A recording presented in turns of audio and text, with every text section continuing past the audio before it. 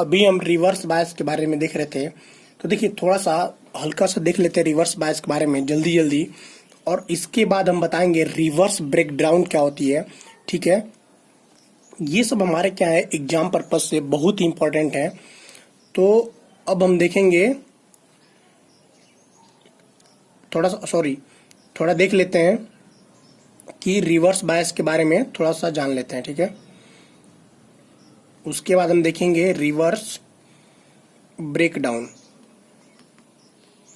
Reverse break down, फिर हम देखेंगे एवलांचे ब्रेकडाउन के बारे में, फिर हम देखेंगे जेनर ब्रेकडाउन के बारे में। ठीक है, तो थोड़ा सा देख लीजिए जो रिवर्स बायस होती है। तो रिवर्स बायस में पोटेंशियल बैरियर क्या होता है, बढ़ जाता है। पोटेंशियल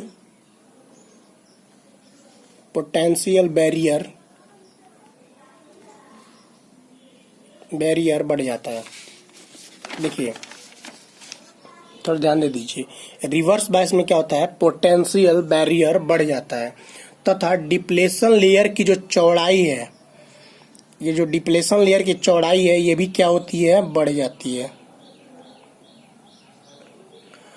तथा मेजॉरिटी वाहक जंक्शंस को पार नहीं कर पाते हैं। कौन नहीं कर पाते हैं, मेजॉरिटी वाहक, यानी कि बहुत ही ज्यादा जनसंख्या में जो मेजॉरिटी वाहक होते हैं वो जंक्शंस को पार नहीं कर पाते हैं, लेकिन माइनॉरिटी वाहक जो होते हैं वो जंक्शंस को पार कर जाते हैं तथा इनके प्रवाह के कारण जंक्शंस में क्या होती है, लीकेज करंट प्रवाहित होती है। इन्हीं के जो माइनॉरिटी कैरियर्स जो जंक्शंस को पार कर जाते हैं उसी के कारण जंक्शंस जो होती है लीकेज धारा प्रवाहित होने लगती है। कौन सी धारा, हमारी लीकेज धारा, लीकेज करंट फ्लो होने लगता है। ठीक है,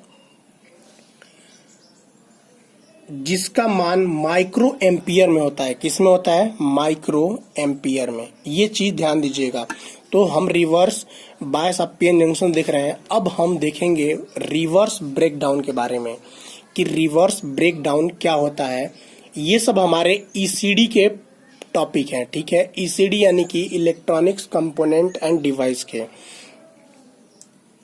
तो देखिए रिवर्स ब्रेकडाउन होता क्या है, तो रिवर्स बायस डायोड में रिवर्स सैचुरेशन धारा प्रवाहित होती है।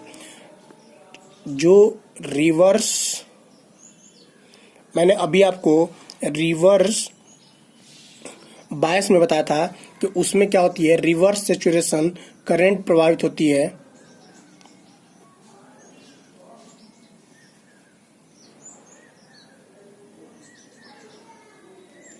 ये हमारा पॉजिटिव टर्मिनल है और ये हमारा निगेटिव टर्मिनल है।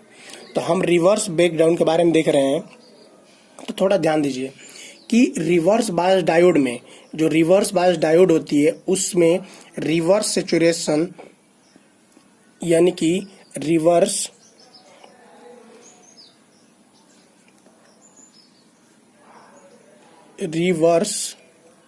सैचुरेशन करंट फ्लो होती है, यानी कि प्रवाहित होती है, जिसका मान बहुत कम होता है। जिसकी जो वैल्यू होगी ये क्या होगी, जिसकी वैल्यू बहुत ही कम होती है, बहुत कम होती है तथा धारा माइनॉरिटी वाहकों के प्रवाह के कारण होती है। ये किसके कारण होती है, जो माइनॉरिटी करंट फ्लो होते हैं, माइनॉरिटी करंट फ्लो के कारण होते हैं। ठीक है, वह रिवर्स बायस वोल्टेज, यानी कि यह रिवर्स बायस वोल्टेज पर निर्भर नहीं होती है। ये किस पे निर्भर नहीं होते हैं, रिवर्स बायस वोल्टेज पे, रिवर्स बायस वोल्टेज पर निर्भर नहीं होते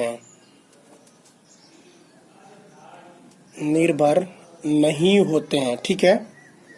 फिर देखिए रिवर्स बायस वोल्टेज का मान बहुत अधिक कर दें तो यह निश्चित वोल्टेज पर रिवर्स धारा का मान बहुत अधिक बढ़ जाता है। ठीक है, यदि हम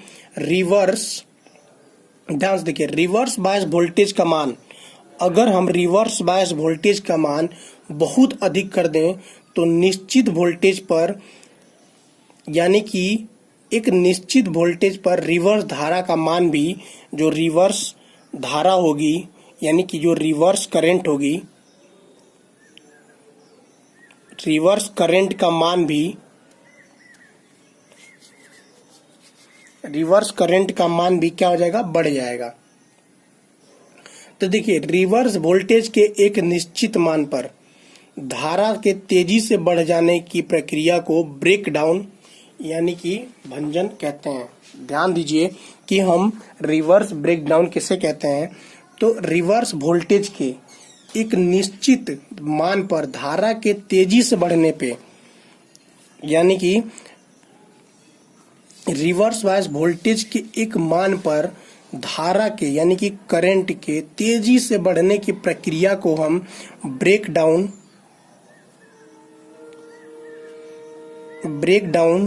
या भंजन कहते हैं।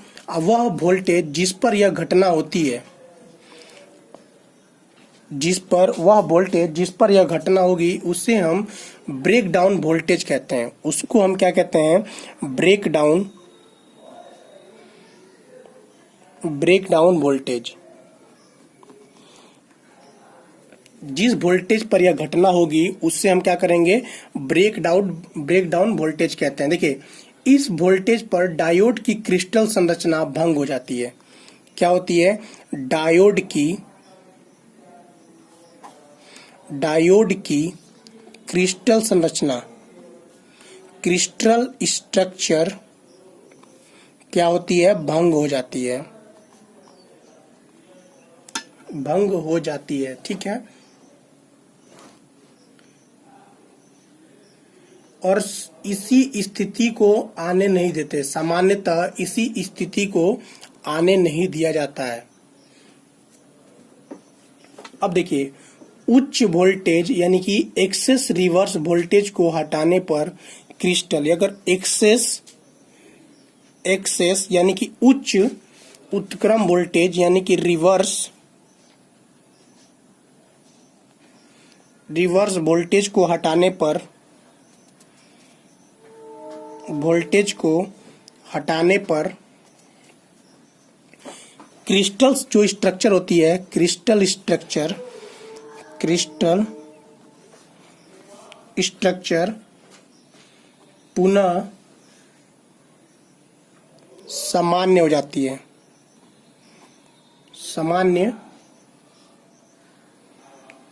जाती है। किंतु यदि अधिक देर तक डायोड ब्रेकडाउन अवस्था में रहे, अगर ज्यादा अधिक समय तक डायोड जो है अधिक समय तक ब्रेकडाउन अवस्था में रहे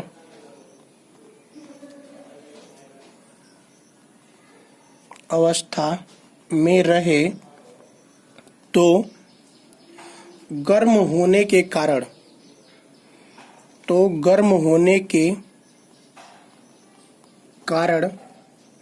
यह अस्थायी रूप से नष्ट हो सकती है। क्या होती है, यह अस्थायी रूप से नष्ट हो सकती है। देखिए, ये परमानेंटली डैमेज हो सकता है। अब देखिए, जंक्शंस ब्रेकडाउन मुख्यतः कितने प्रकार के होते हैं, इसको हम जान लेते हैं। तो जो जंक्शन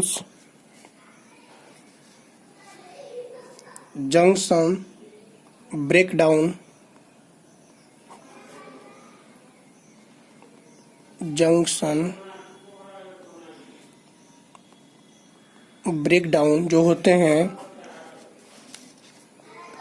यह मुख्यतः दो प्रकार के होते हैं।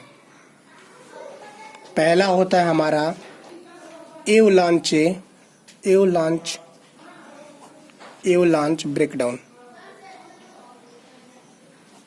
इसको हम एवलांचे ब्रेकडाउन। दूसरा होता है हमारा Zener breakdown. Zener breakdown, Zener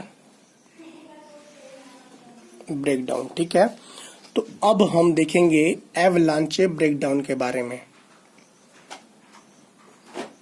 avalanche breakdown,